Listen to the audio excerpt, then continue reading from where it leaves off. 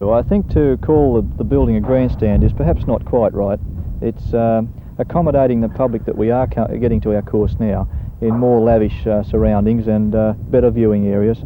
And basically, I suppose it's two big lounge areas. That's what we're looking at. Connecting the grandstands. In our existing grandstands, we have enough seating. We can cater for the attendances we get at Broadmeadow, and we need to accommodate those people better. Tomorrow, let's hope we get a good crowd. Yes, I think we will. If we keep this weather up, the telethon race meeting tomorrow should be a beaut day. The main event? Telethon 5,000, a $5,000 race, and the proceeds from the race meeting do go towards the telethon.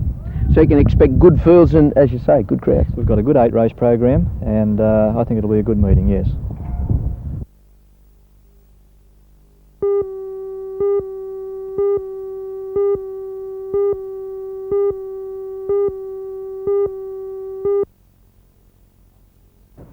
After 24 hours of continuous live television, the NBN studios were quiet and almost deserted this morning.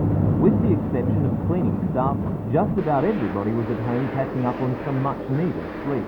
NBN staff and community volunteers have worked for, in some cases, 24 hours without a break.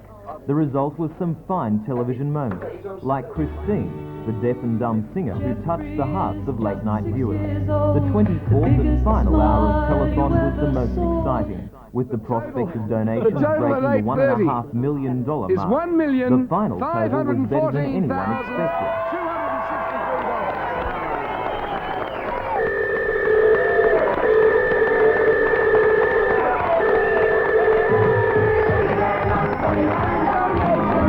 Today, the chief executive of NBN, stressed again that every cent raised will go to the Martha Hospital Oncology Unit. He said the total is even more pleasing because NBN didn't set a target. I think when you go into telethons, Mark, you don't look for totals. You take what the people can afford to give and what we receive, and just hope that that amount of money covers the project. And of course, when you reach a total, once again the Newcastle and Hunter region have done it again and just blown any thought I had of 1.5 million. I did never conceive we would have got that total. So you're happy with the results of the telethon? Very conservative, would you say delighted?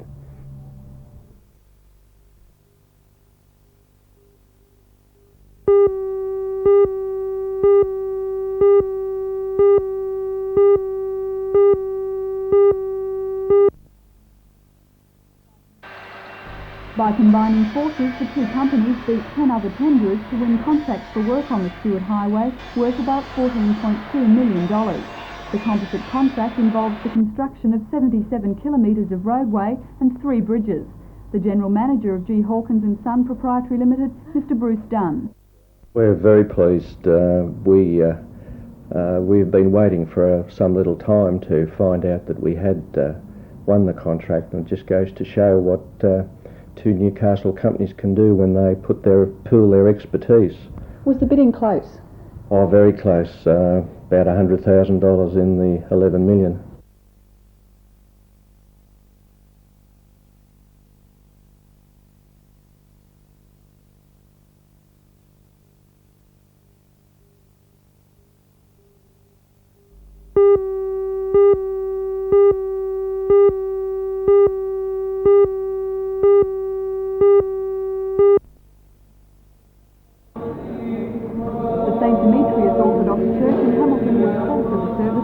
Greek National Day. This commemorates the Greek rebellion in 1821 against its occupation by Turkey.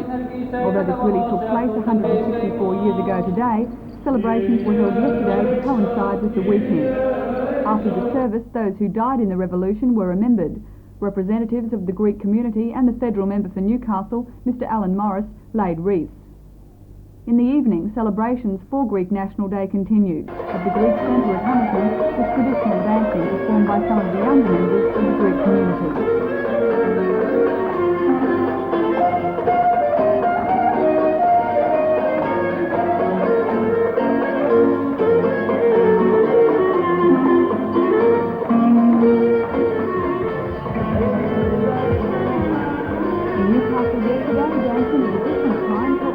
Ongoing event, the International Year of Youth. An open-air concert organised by the Newcastle Youth Council attracted hundreds of young people to King Edward Park, where they listened and danced to the music of 4 bands, including Lip System.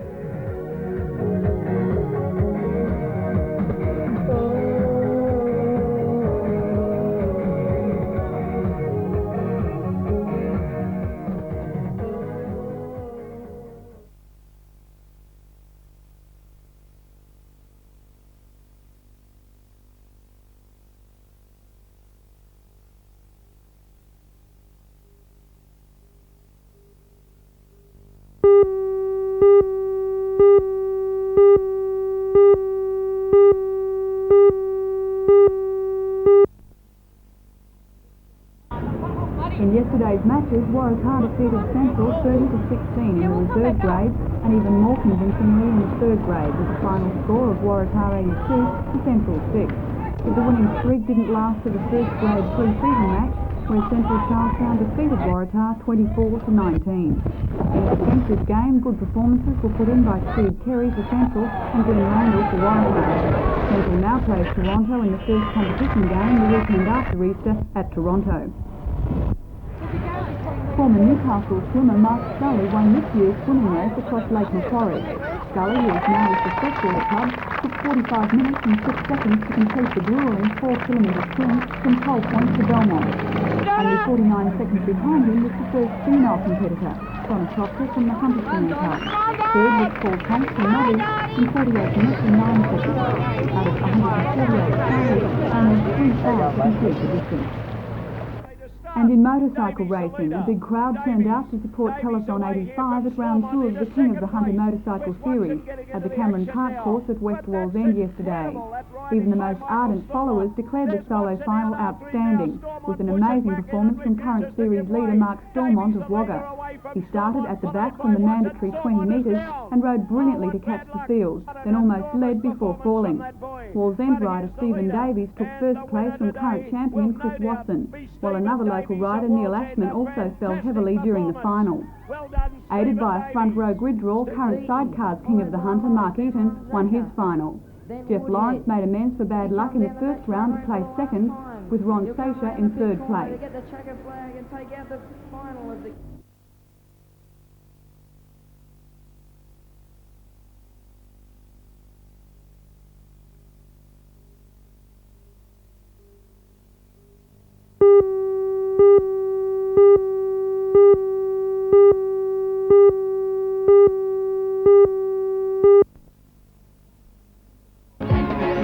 Years of planning that went into Telethon 85 come to fruition during the 24-hour telethon from Friday at 8:30 to the same time Saturday night, and the total amount of donations received during that period was announced. The total at 8:30 is $1,514,263.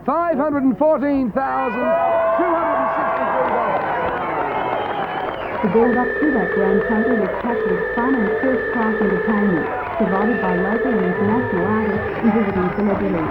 It was also filled with some custom moments, while the generosity of the community was evidenced by the donations that continued to come in by phone and by hand from the very young through to our senior citizens, who all had one thing in common: the desire to see cancer sufferers in the Hunter receiving the best treatment available without having to travel long distances. The chief executive of NBN, Mr. Joe Sweeney, said yesterday the total raised by Telethon was particularly pleasing as NBN didn't set the target. You don't look for titles, you take what the people can afford to give and what we receive, and just hope that that amount of money covers the project. And of course, when we reach the total, once again, the Newcastle and other regions have done it again and just blown any thought I had of 1.5 million. I did never conceive we would have got that total.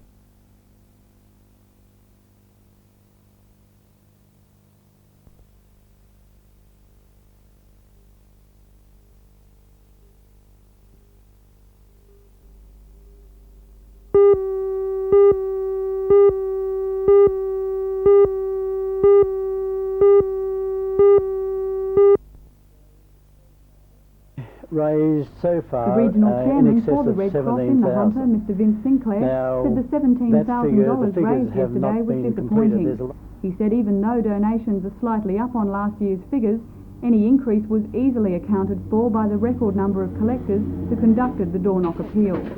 Even at this stage, if we double those figures to say 36,000 or 40,000, it's still not what I consider to be worthy of Red Cross being in the Hunter region. And I do think that those figures could be better, and I think if Red Cross is going to improve its services, that those figures would definitely have to improve. So at this stage you'd say you're fairly disappointed? Well, I'm disappointed when I look at Red Cross in its totality, what it has to offer to the community, and the amount of money that is coming back to Red Cross in terms of effort that has been put out by all the many wonderful workers that we have working for us. And what would you like to see happen during the rest of the week? The rest of the week I would like to see as many people as possible who haven't had their door knocked on and who haven't given to Red Cross take their money along to any Commonwealth Bank in the Hunter region and donate it there, and it will surely come back to us somewhere along the line, and we'd be very happy to receive that money.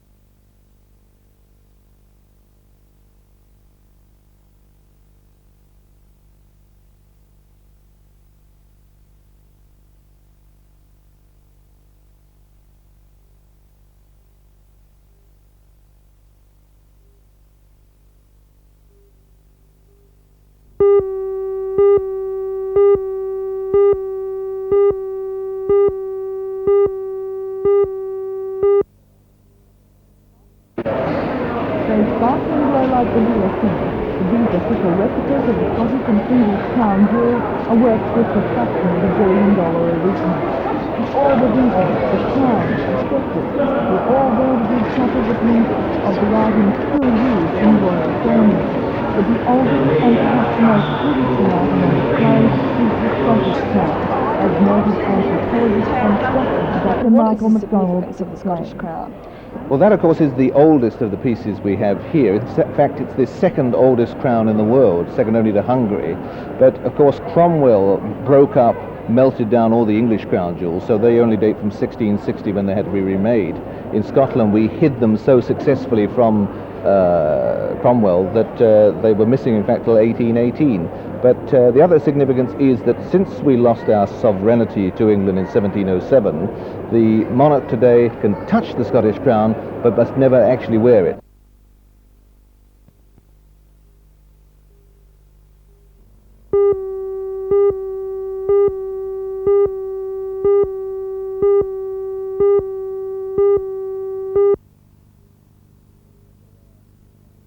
Which allows a Mr. maximum Price says although drivers should not drink, the .02 level for young drivers is a sensible limit. Now the reason for .02, as I understand it, is one where if someone was on a particular brand of cough medicine, they could in fact accumulate sufficient alcohol from the mixture to bring up a minimum reading on the breath analysis units. You can do the same with certain varieties of liquor-based chocolates. Obviously we didn't want to be that restrictive where people with a cold couldn't drive or someone with a sweet tooth couldn't drive, but we've got to the point now, of course, where people know that if they're on L plates or P plates, no drinking allowed. Well, the age group that's most subject to accidents is in fact that P plate section of the community. The committee reasons that if it's a 12-month training period under supervision, that we'll get better drivers out as provisional drivers. Why the rush to get this out before Easter? Well, the Minister for Transport and the Premier both have been extremely concerned about the rising death toll around Easter, and this has been designed purely and simply to try and cut that Easter toll back to an absolute minimum.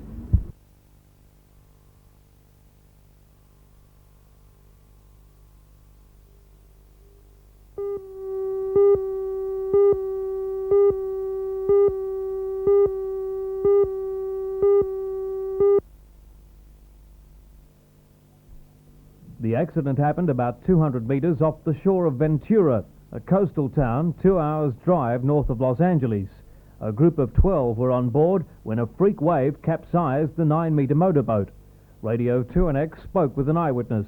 It was real rough at that time. I kept noticing, looking out the window, how rough it was in the morning. So just a freak wave just picked up the boat and flipped it over. 9 people were quickly rescued from the scene, but 3 were missing initially. Rescuers finally found them in an air pocket underneath the overturned craft. Greg Kentish is the Australian coordinator of the US Cultural Exchange Program. He spent most of the day on the phone to the United States, checking on what happened. They started having a little bit of engine trouble, and they were trying to contact the Coast Guard. And then the seas started to come up, and to quote Liz Simpson, who is one of the ladies, the American ladies on board, there was a freak wave, something she's never seen the likes of before, and flipped the boat over, which is a 28-foot power cabin cruiser. And unfortunately, they were all ditched into the ocean.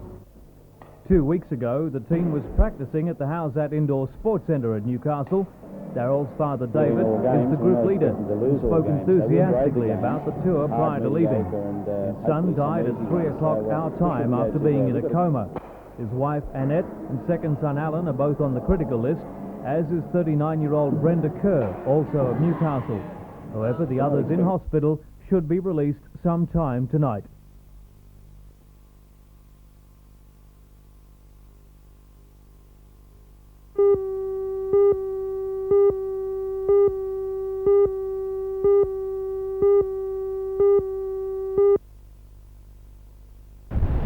What was meant to be a triumphant start to a new export trade from Newcastle has been delayed.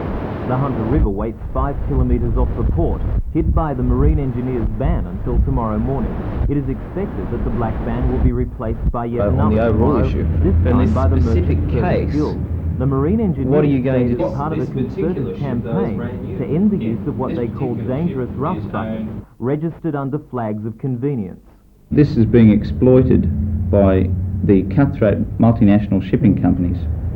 These companies use crews of convenience which they underpay and employ under appalling conditions.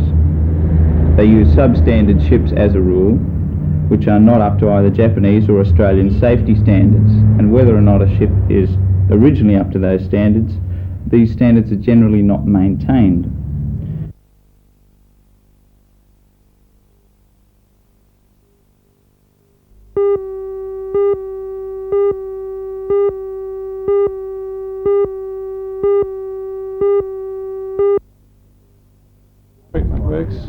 Julie Johnson of Charlestown won the scholarship from 55 applicants.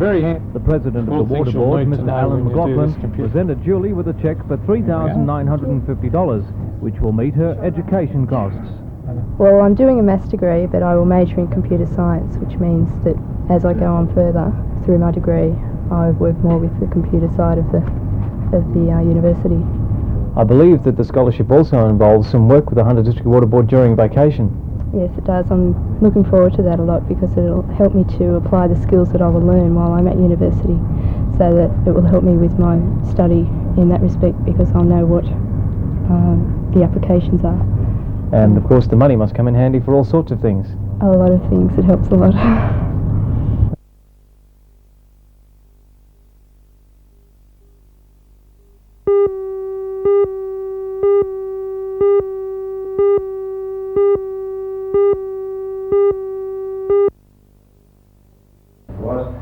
In Singleton, Shire Council chambers, on a positive note, the board adopted a $58,000 Stage 1 marketing plan for the next 3 months. It will basically involve media promotion, representation at tourist exhibitions and a membership drive. But the Hunter and Lower North Coast Tourist Authority, set up early last year, is already having its problems. The news today was that Chairman Alderman Jeff Pasterfield has resigned. The other less than encouraging matter dealt with was the board's endorsing the Executive Committee's decision on March 12th to dismiss the authority's General Manager, Bill Noble. But why was Mr Noble sacked?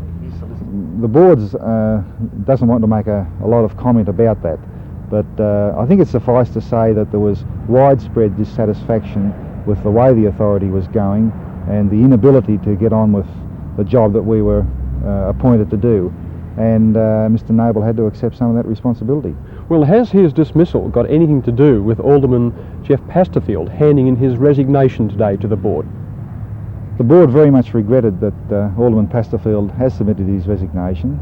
I think it's fair to say that Alderman Pasterfield felt that he was lacking, the executive lacked confidence in him as chairman arising from these circumstances.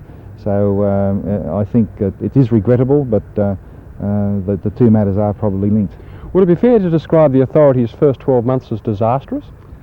I think if you're looking at it from a media point of view, it has to be. We made a lot of decisions today. We're starting certain promotional campaigns, and we've got to get the image right.